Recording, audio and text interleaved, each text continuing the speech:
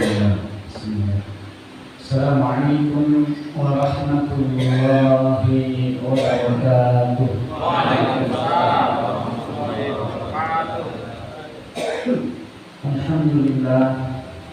Wassalatu wassalamu ala Rasulillah Muhammad bin Abdillah wa ala alihi wa ashabihi wa man walah wa man tabi'ah.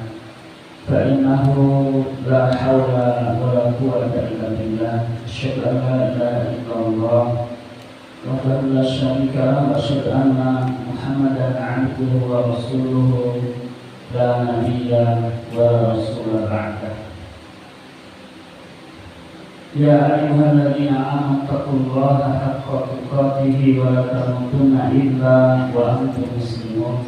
Wa qala subhanalladzi asra bi 'abdihi laylan minal masjidil haram ila al-masjidil aqsa alladzi barakna hawlahu linuriyahu min ayatina innahu huwas samiul basir.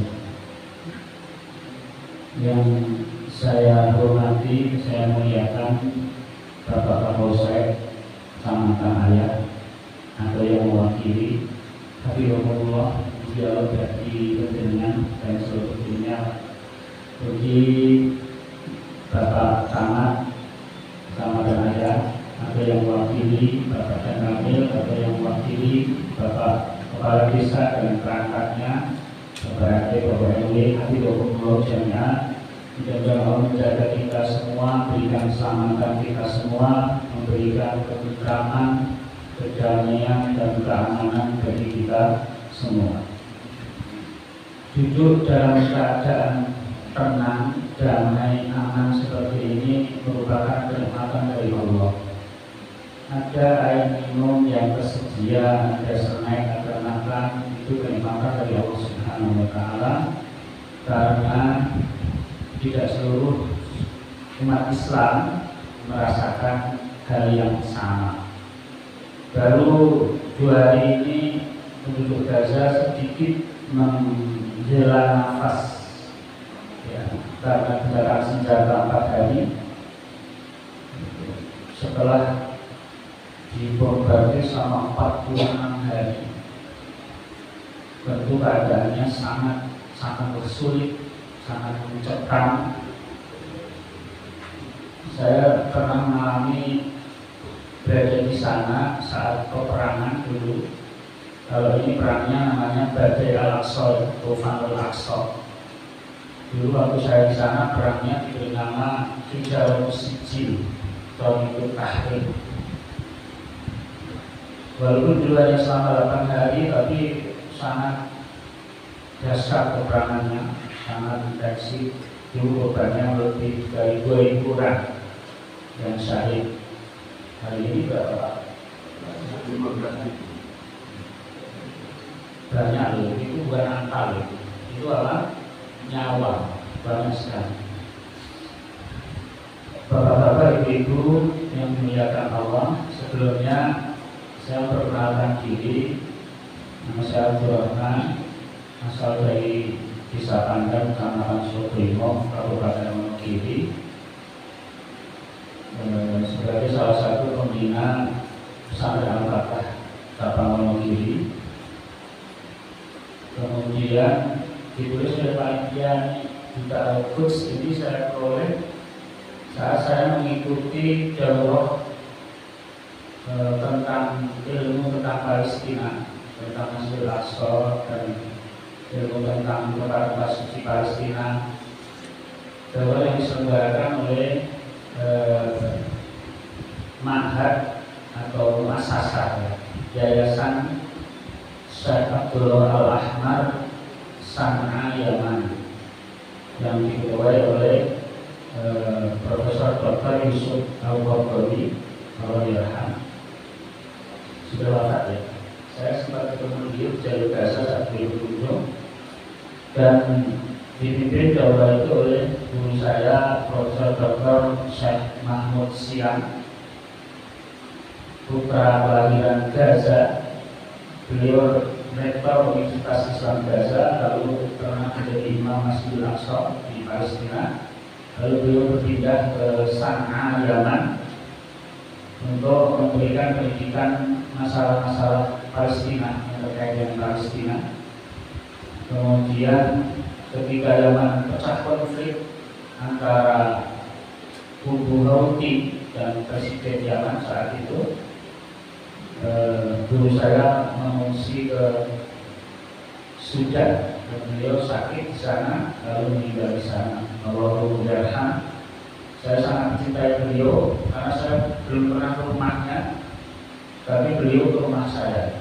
Saat beliau berkunjung ke Jakarta, saya sedang berada di Jalur Gaza. Beliau meminta satu permintaan kepada panitia Jakarta, tolong antar saya ingin ketemu ibu dari anak-anak Indonesia yang sekarang berada di Jalur Gaza. Jadi rupanya orang alim itu jika ingin menghormati seseorang, maka yang dimuliakan itu siapa? Ibunya. Mohon maaf saya tidak merendahkan apa? Bapak-bapak. Beliau tidak pernah bertanya saya ingin ketemu bapaknya, tidak. Tapi beliau ingin bertemu ibu yang telah mengandung anak-anak Indonesia yang sekarang sedang berada di negeri beliau, yaitu Jalur Gaza. Memang beliau berangkat ke Jalur Gaza. Yang kedua, makanya bertemu dengan ibu saya, beliau menyampaikan salam hormat kepada ibu saya dan ibu-ibu dari relawan Indonesia yang berada di Jalur Gaza, khususnya yang berada di wilayah Kabupaten Wonogiri. Setelah mengikuti daurah tersebut, lalu dinyatakanlah seluruh alumni daurah adalah sebagai duta Al-Quds di daerahnya masing-masing. Begitu. Itu kalau boleh disebut ada yang duta Al-Quds itu diperoleh dari jalan seperti itu. Kemudian tadi disebutkan saya 4 tahun setengah berada di Jalur Gaza, dimulai tanggal 3 Januari jam 12 malam tahun 2010 saya memasuki wilayah Rafah, Jalur Gaza. Itu malam pertama saya di Jalur Gaza, karena Rafah itu terbagi dua. Ada Rafah yang masuk wilayah Mesir, ada Rafah yang masuk wilayah Gaza. Mengapa begitu? Karena dulu Gaza itu bagian dari wilayah Mesir. Dulu sebelum bergabung ke Palestina, sekarang diklaim Gaza oleh Israel, itu Gaza menjadi wilayah dari Mesir. Nah, tepat jam 12 malam, saya masih ingat saat itu saya disuguhi di ruang VIP imigrasi Rafah Palestina secangkir kopi. Kopinya nggak kayak sini, gelasnya gede-gede. Kopinya pakai gelas keramik yang apa? Kecil itu. Ini dari termos. Lalu saya minum. Saya kedinginan karena saat itu sedang musim dingin. Jadi di Palestina itu ada 4 musim, ya, musim semi, musim gugur, musim dingin, dan musim panas. Januari umumnya adalah musim dingin. Desember juga sekarang sudah musim dingin. Kalau Anda lihat di Gaza, orang-orang di sana sudah pakai jaket walaupun di siang hari karena sudah masuk musim dingin. Nah, saya masuki Jalur Gaza itu jam 12 malam. Saya kira kopinya manis, langsung saya umbi terus langsung saya minum. Ternyata sangat pahit. Terus saya bilang ke orangnya, aduh masukar, saya bilang gitu. Saya menyangka kopi sini itu dicampur gula. Dia mengatakan, kopi itu memangnya diminum ketika pahit. Walaupun Indonesia ya selalu nama sukar, tapi orang Indonesia minum kopi itu dicampur gula.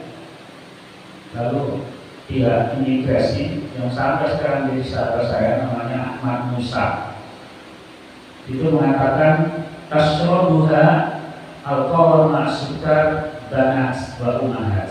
Mas, di Gaza ini, di Palestina ini yang minum kopi sama gula itu adalah perempuan-perempuan, gadis-gadis dan ibu-ibu.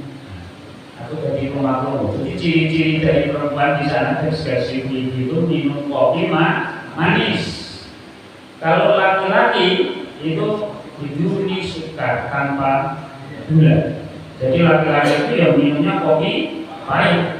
Jadi ya kopi itu namanya ya pahit, cabai namanya ya pedes.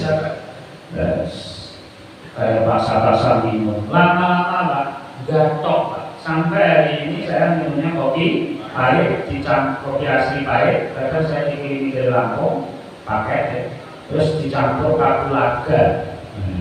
Coba aja, Pak. Nanti saya diberi nggak enak lama-lama kan? Ketagihan kopi pahit campur kapulaga. Lalu saya masuk lebih dalam ke wilayah imigrasi itu, tiba-tiba terjadi pemboman yang sangat besar yang membuat imigrasi Rafah terguncang seperti gempa. Lalu saya duduk merunduk, kemudian datang seorang polisi Palestina menertawakan saya dan berkata, "Khaif inta Indonesia, kamu ketakutan ya?" Saya langsung bangun, tak kuat-kuatnya saya langsung berdiri tegak.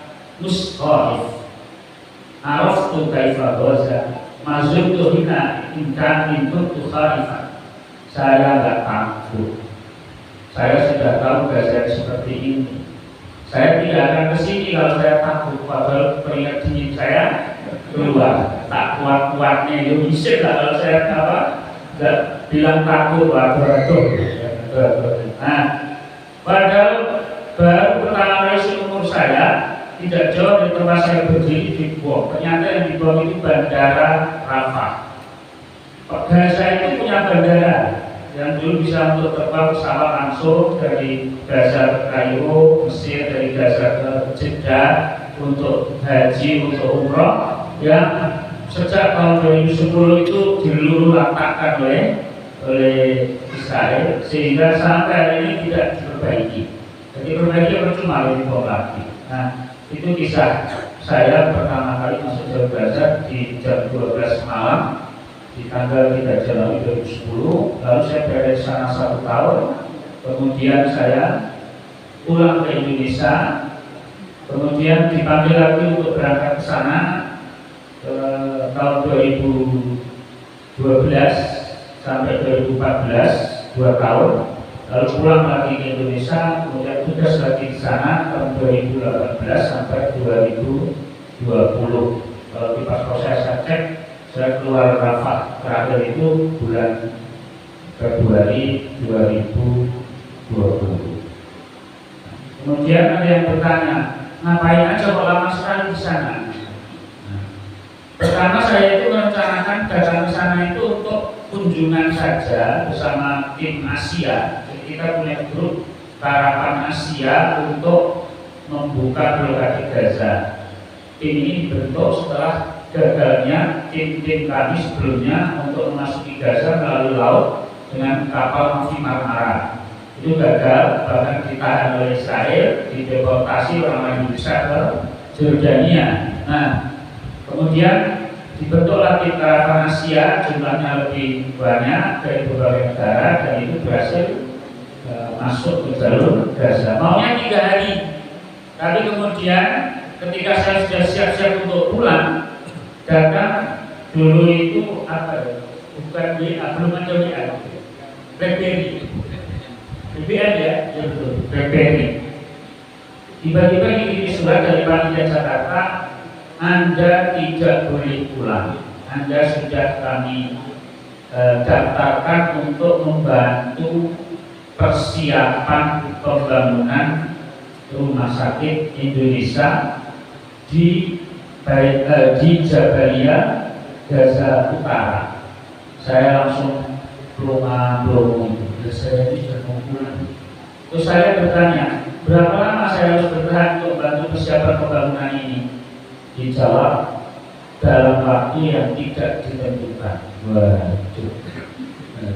Terus saya mikir, tapi kalau saya pulang, masalahnya tim saya dulu yang bisa bahasa Arab itu saya tahu, yang lainnya bahasa Inggris. Sementara penduduk Gaza itu mayoritas itu bahasa Arab, orang Arab. Yang bahasa Inggris itu hanya di kalangan pelajar, mahasiswa itu ada 1-2 wartawan gitu. Nah, sehingga saya ya udah kalau itu Bismillah. Akhirnya tinggal 1 tahun, kemudian memulai tender, kemudian mulai pembangunan, kemudian pembangunan tahap kedua, tahap ketiga, dan seterusnya. Itulah kisahnya, dan alhamdulillah saya berada di Gaza sebagai Ismu Mustawaya, divisi logistik Rumah Sakit Indonesia. Saya yang menyediakan seluruh material pembangunan Rumah Sakit Indonesia di jalur Gaza dengan segala kesulitannya pembangunan tercapai hingga sempurna, hingga ini diobrak-abrik oleh tentara Israel. Ya, ada videonya, foto-fotonya Pak. Kondisi Rumah Sakit Indonesia terkini itu di YouTube ada, di pemberitaan banyak, itu diobrak-abrik. Kemarin saya bikin video dalam bahasa Arab oleh Mbak Hima Mardanis, Sekjen Mercy Jakarta, di dalam Emergency Jakarta. Ustaz, tolong ini diterjemahkan, masyarakat Indonesia harus tahu apa yang dikatakan oleh wartawan ini. Lalu saya terjemahkan. Itu saya menetes air mata melihat rumah sakit yang kami bangun selama 4 tahun setengah itu diobrak-abrik. Dalam pemberitaan ini bahkan disebutkan seluruh bulldozer Israel yang ada di Gaza Utara itu didatangkan semua ke Rumah Sakit Indonesia dalam waktu 1 hari. Rumah Sakit Indonesia itu dibulldozer semuanya, bukan bangunan utamanya, tapi apa? Jalan masuknya, gerbangnya, tamannya. Alasannya nyari terowongan. Nah, kalau terowongan yang tahu saya, kalau memang aja. Karena apa? Karena saya gali untuk basement Rumah Sakit Indonesia ini di kedalaman 6 meter. Saya gali semua. Kalau ada terowongan sudah kena galian, tidak ada. Tapi ya tetap aja nuduh-nuduh maksa-maksa cari alasan untuk bulldozer seluruh Rumah Sakit Indonesia. 1 mobil inventaris saya, hadiah dari teman saya dari Indonesia, Hyundai Turbo mobil Korea itu dibom tentara Israel di hari pertama, tanggal 7 Oktober. Saya masih berharap, karena kalau ini datang senjata, saya mohon doanya, saya harus langsung meluncur ke sana, karena sudah berkali-kali ditelepon oleh Kementerian Kesehatan Gaza, tanggung jawab Mercy untuk merenovasi, memperbaiki kerusakan di Rumah Sakit Indonesia. Memang itu rumah sakit bantuan rakyat Indonesia yang disalurkan oleh Mercy. Nah, itu saya terus mikir, mobil saya dibom 1. Saya berharap mobil saya yang 1 lagi, terkait saya yang 1, yang Hyundai 1 X1 itu masih. Karena dalam video sebelumnya Ismail itu aman, tidak diapa-apakan. Di atas kami pasang bendera Indonesia besar agar Israel tahu kalau itu Ismail Indonesia. Ternyata nggak peduli juga namanya Israel, misalnya apa ya? Diobrak-abrik taman, pagar dan lantai 1 Ismail Indonesia. Dan saya lihat di foto itu mobil saya itu sudah apa? Bannya di atas sana terbalik. Saya persis tahu plat nomornya, persis tahu mereknya, dan persis itu di garasi Wisma Indonesia yang dari sana sudah terbalik dan penyek. Mungkin dibulldozer ya, mobil sopo ini itu dibulldozer. Dan saya mengeluh ke Mercy Jakarta. Nah, saya nanti kalau balik Gaza naik apa Pak? Gampang Ustaz, beli lagi. Nah, saya terbaik. Karena kalau musim dingin Pak, naik motoran di sana bisa jadi es batu Pak. Suhunya 3 derajat kalau musim dingin Pak. Hujan salju. Dan saya pernah naik motor di suhu dingin seperti itu, mulai itu sudah redek ya. Nah, maka harus pakai mobil, AC-nya saja AC settingan 2, yaitu AC pendingin dan penghangat. Jadi kalau musim dingin AC-nya hangat di suhu 18 derajat, 17 derajat. Nah, itu sekilas sebelumnya tentang Gaza. Kemudian masih tentang Gaza, ini peran besar ini salah siapa? Ada yang WA saya, ini salahnya Hamas. Hamas ini seperti pejuang Indonesia zaman dulu lah, senjatanya panggul, kecil-kecil gitu. Loh kok berani-beraninya melakukan serangan besar-besaran ke wilayah Israel, yang Israel itu konon kekuatan militernya itu ranking 4 dunia setelah Amerika Serikat, Rusia, Cina, kemudian apa? India, kemudian apa?